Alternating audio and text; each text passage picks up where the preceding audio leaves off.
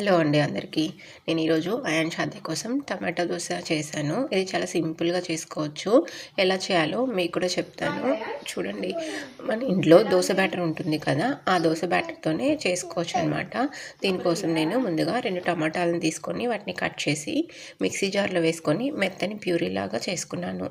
ఇప్పుడు కొంచెం దోస బ్యాటర్‌ని తీసుకొని ఈ ప్యూరీ మొత్తాన్ని దోస బ్యాటర్‌లో కలుపుకోవాలనమాట. ఇందులోకి మన రుచికి సరిపడా ఉప్పు, ఒక స్పూన్ జీలకర్ర వేసుకొని బాగా మిక్స్ చేసుకోవాలి.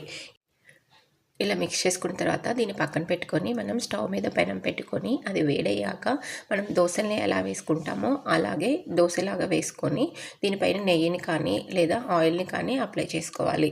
ఇప్పుడు నార్మల్ దోస ఎలా కాల్చుకుంటామో అలాగే రెండు వైపులా కాల్చుకోవాలి. చూసారు కదా, ఇంతే, చాలా సింపుల్గా టమాటా దోస చేసుకోవచ్చు. రెసిపీ మీకు నచ్చినట్లయితే మీరు కూడా ట్రై చేయండి. Thank you very much.